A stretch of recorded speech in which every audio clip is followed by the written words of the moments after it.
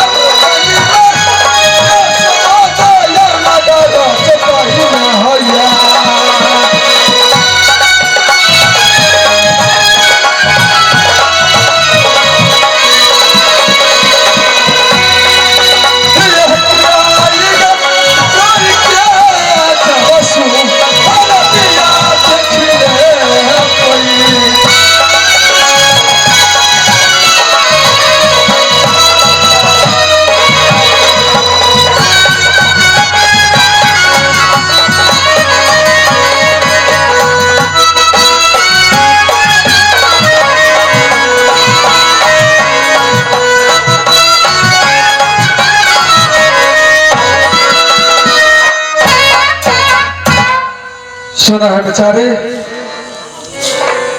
यही गंगा जी के घाट में एहन विश्व में देखे ये किया प्रयाल भरे सुनो भैया जी ये गंगा जी के घाट में ये कोनो जरूरी कोनो काम से ककरो पड़ैया या तबे भैया कतो जाया ये गंगा जी के घाट से इंद्रासन जा रहे छी मंत्री जी मंत्री जी अब देखी जाइए सुनत रे मंत्री गंगा नदी के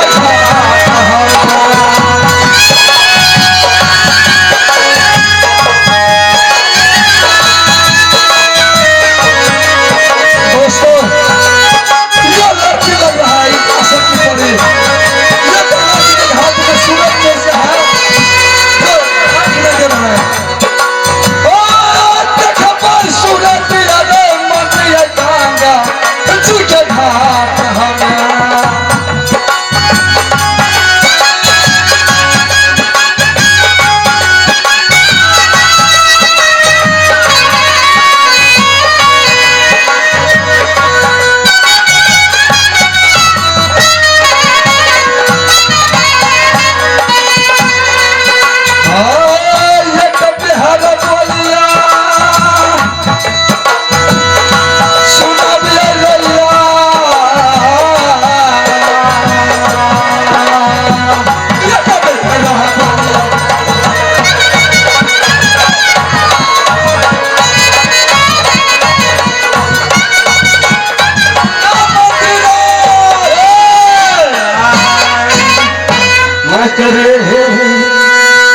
पानी बिना सूखा तारा हमरो ये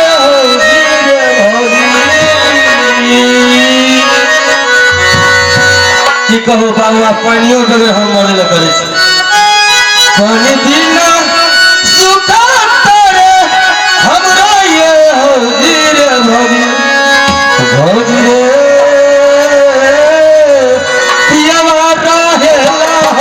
सऊदी रे भौजी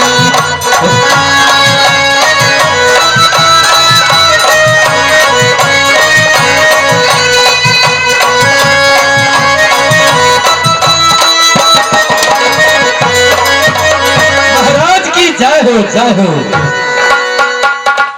मंत्री बोलो महाराज जी जो एक मुसाफिर इस गंगा जी के घाट में फंसा हुआ है उसका जाकर बोलो जो मेरा मालिक है शंखा सौदागर उससे विवाह करने के लिए चाहते हैं बहुत जल्दी से जाके बोलो मंत्री करवा पूछ लो मालिक। बहुत प्रतिष्ठा के बोलो मंत्री। ठीक है महाराज। बेचारी सुन, हमर मालिक जो छे से बियाह करे जोग भ गेल छे, शादी करबी कि नहीं? हे घाट में या तोर मालिक है शादी करे के लिए? नहीं, या घाट में शादी करे के लिए लायन चे मालिक से जाके कह दिया या शादी ना कर, ये घाट से इंद्रासन जाए, या इंद्रासन की जात शादी ना करे। मालिक रे,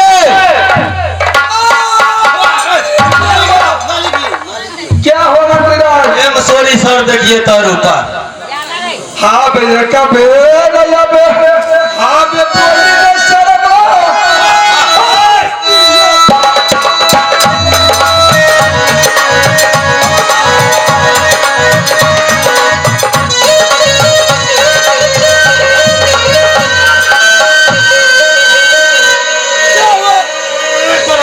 क्या कहा मंत्रीराज बोलिए? बाबू कल हमरा होते नहीं पढ़ा लिखा, बापो बाप के जे भरती पे अभी पे कोनो माता के छेरी से काया तोरा इ नौकरी नहीं करे बाप तो फट मोड़े बड़ा कल जेबे तो बोरियो की कोता नहीं को।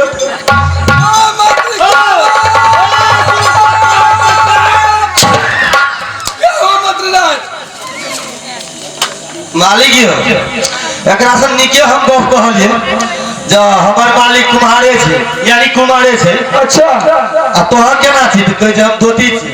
ना ना ना से में से जल्दी बोले क्या है? अतेटा कई मुंह में जल्दी बोलिए। जनम में भरसा बाहर मुंह है। अबे साला बा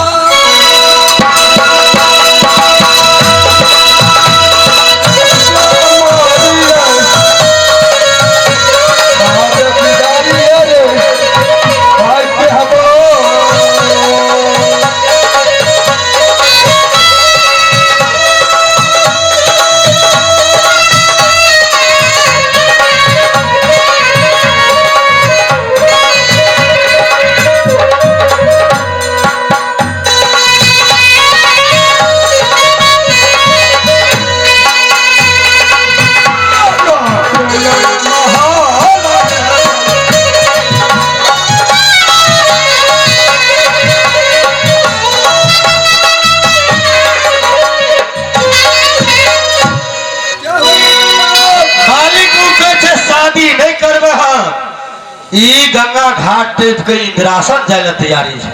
अरे शादी करे के लिए चाहिए लड़की? नहीं नहीं, सबसे पहले लड़की से मुलाकात करो मंत्रीराज।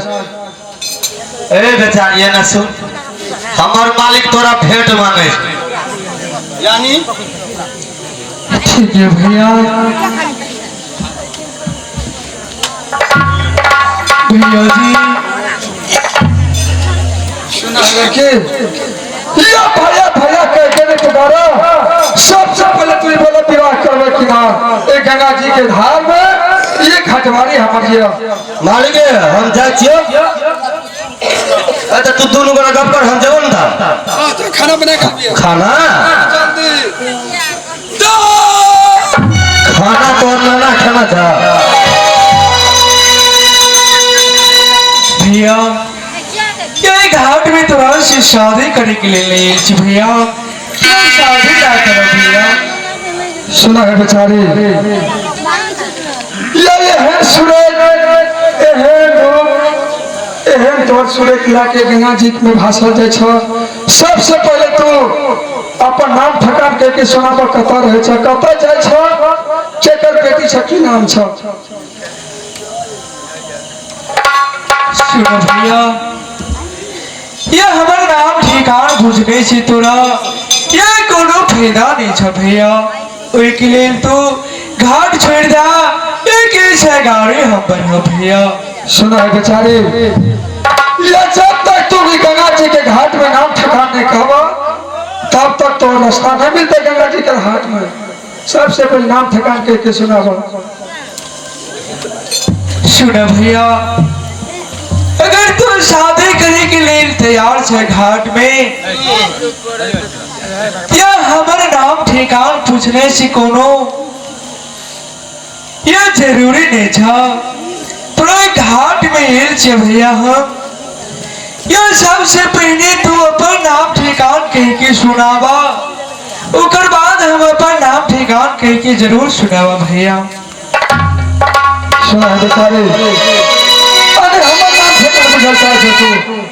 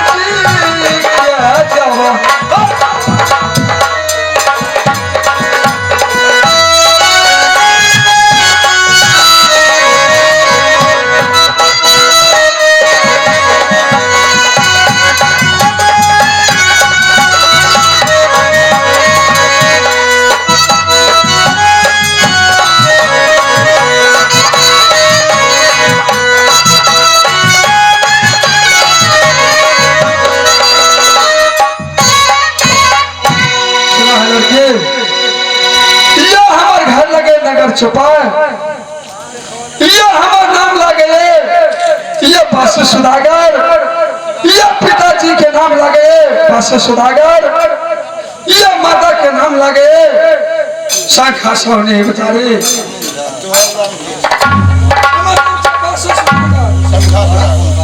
अरे हमारा नाम लगे शाखा सुदागर। सुनो भैया,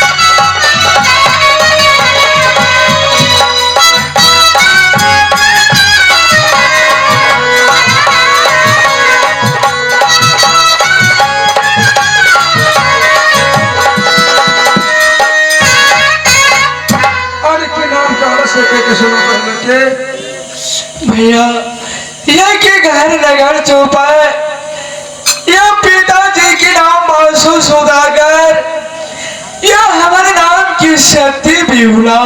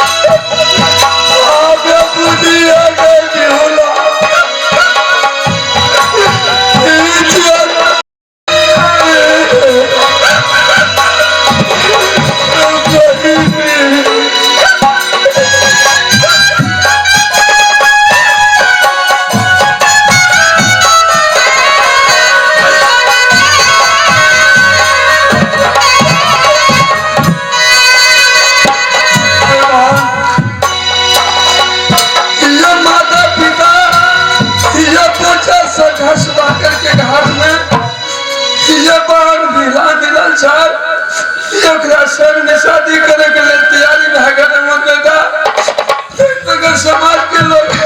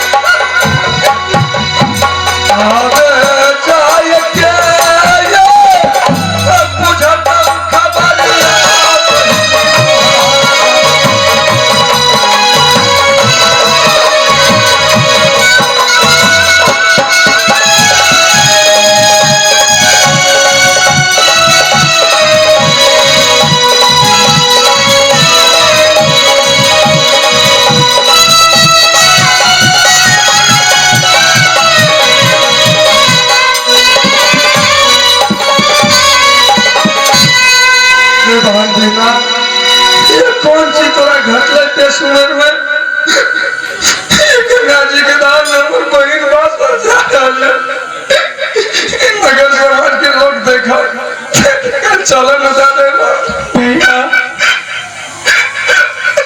जो विधिना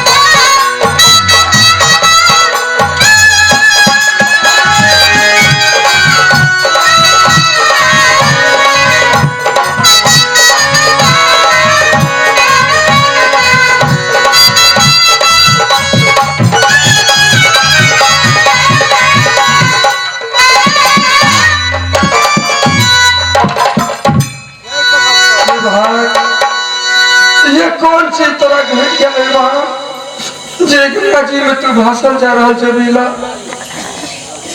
ये कौन तरह एन चीज समस्या पड़ल ये हमरा सब की खबर ना चला है बाहर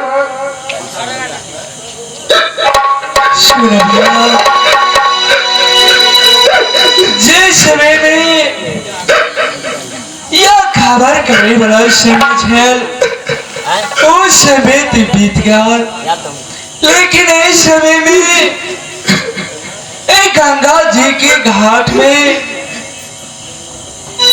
लेकिन जही अरे महाकोक से जन्म तू ले लो भैया वे महाकोक से जन्म हम लेकिन एक साथ में कहना चाह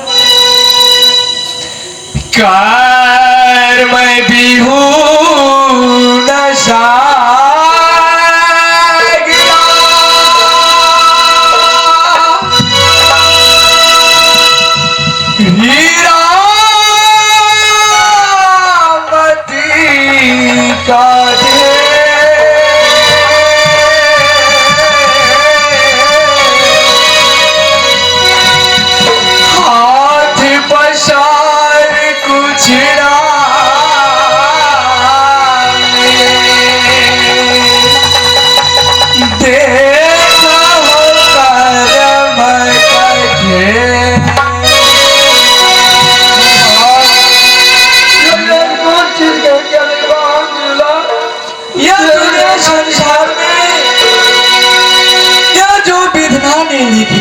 क्रम में वो क्रम के लड़के दुनिया संसार में या बिहुला भटकल घूमे या भैया वो दुख सुख के कहानी बुझ के तो के करवा गंगा जी से घाट से जा और तू माँ और पिता के चरण की सेवा करे हमें ना माँ जाओ तो दुख सुख के कहानी निकालो सावर जगह से जाइए बंदा भैया माँ पिता के पास ये बहुत ही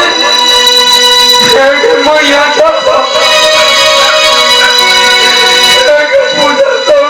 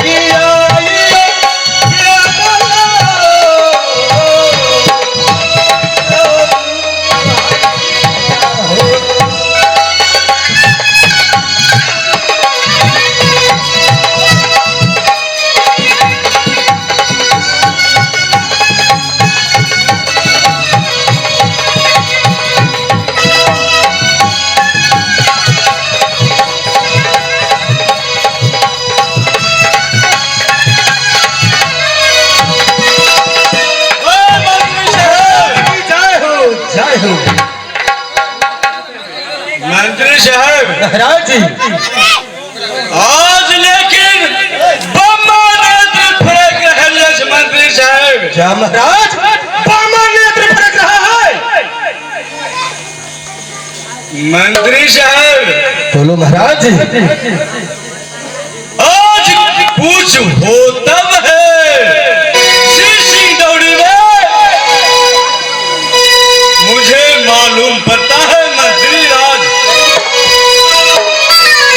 नगर में कुछ होने वाला है?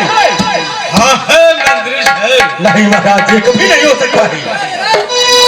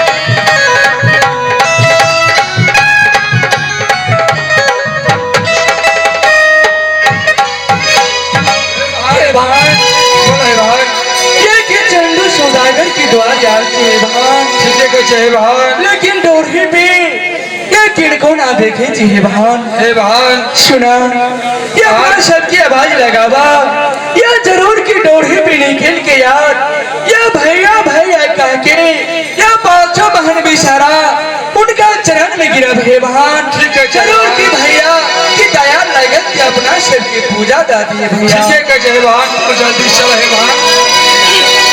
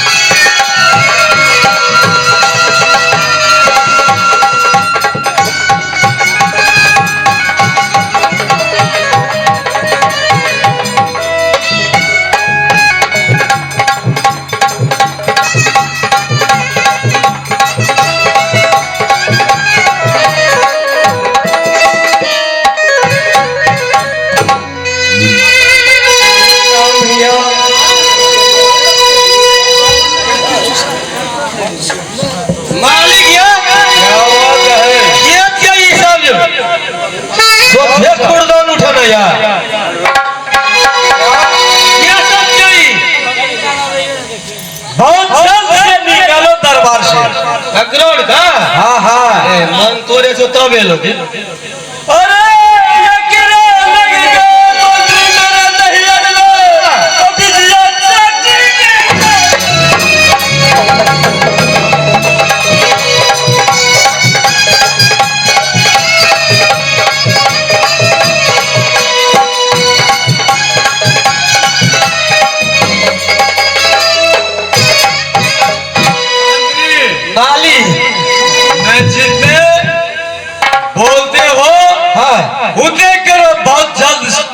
है महाराज। निकालो बहुत जल्द से। ठीक है।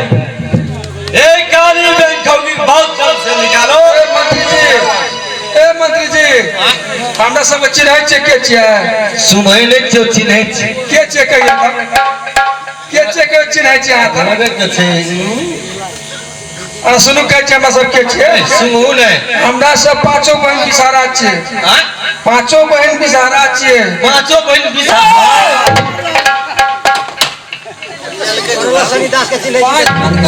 अरे मंत्री मंत्री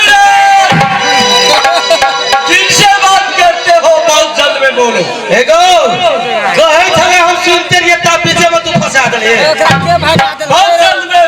ए क्या दलछाव कौन है? ए मंत्री जी हमरा देह बने छुरिया कट कट है हमरा सुनु कहै छी हां बाजूसरा से हमरा सब पांचों बहन बिसारा छियै अहाँ के धन जौवन लगे खातिर नहीं आयल छियै ए बुझलियै हाँ। अहाँ के जे मालिक छै चंदू सुधाकर हाँ। राजा निजात कंपनिया हाँ। ओकरा से 5 धान के लाबा हाँ। आ एक सितवा दूध दे देते ना हाँ। तो दुनिया संसार हमरा सब पांचों बहन बिसारा के सब पूछा देते हमर राज में से नहीं देखते मालिक सब ने कह के हाँ। 5 धान के लाबा एक सितवा दूध दे दिया हमरा सब चल जेते हां मतलब इतना नहीं रहबी चल खाए ला तो हम चल देबे दोसर ठिना दान कम भइला मालिक से बात करियो मंत्री राजा मालिक ने ओ मालिक एता आ जा क्या बात है, बोलो। मालिक यौ ई सब त कना कना बजै छै क्या बात है, बहुत जल्द में बोलो। ई सब कहे छै हम पांचों बहन छै बिसारे तू अपन मालिक से कही 5 धान के लाबा एक सितवा दूध नहीं नहीं अरबा धान के उसना कर हाँ मालिक मतलब पांचे बोला यानी धान के एक सितवा दूध आ एक सितवा दूध में दी एक छिड़ू हां खा दियो उछल जाए निके कह छै मंत्री रे सुनावे नहीं बतनी रे नहीं हवा।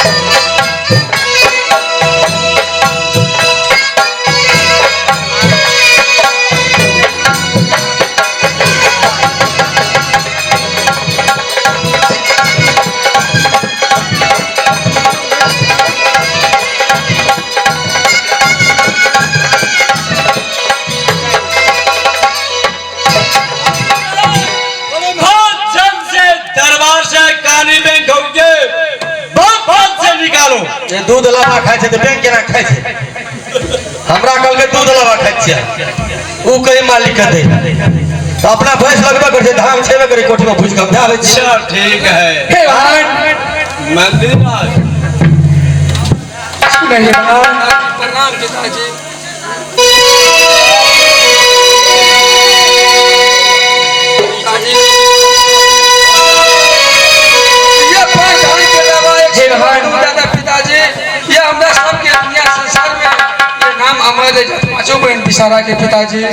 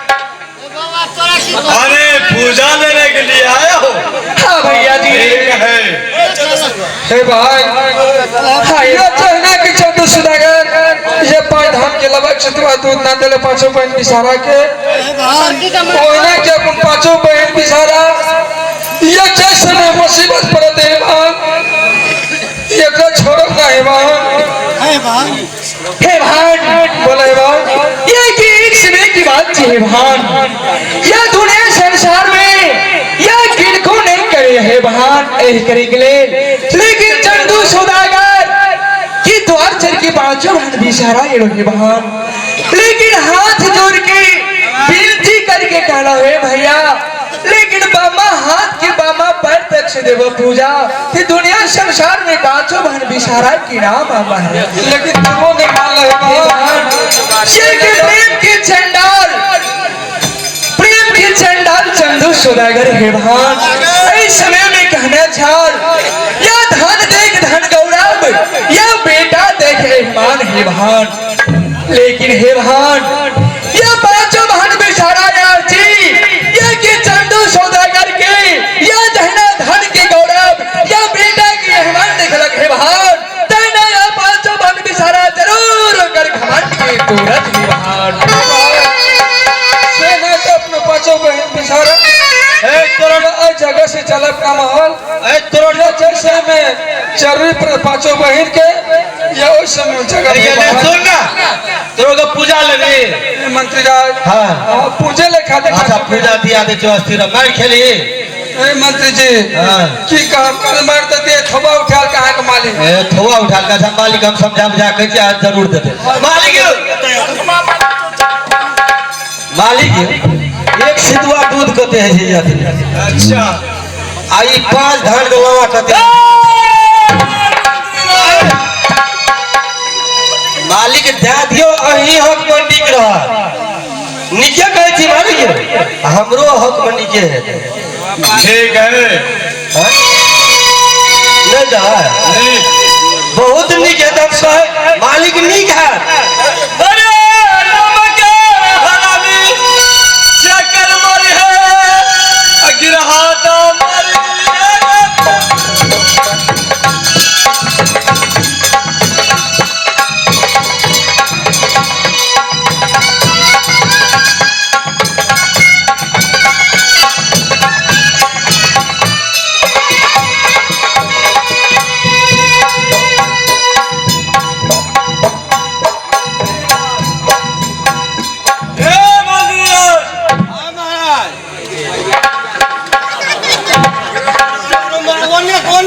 पहले ये बोलो क्या कहा तुमने देने के लिए बहुत जल्द में बोलो हाँ वो हम कहलिए क्या देती तो बड़ी निक है ठीक कौन चीज दे देंगे एक सितुआ दूध आए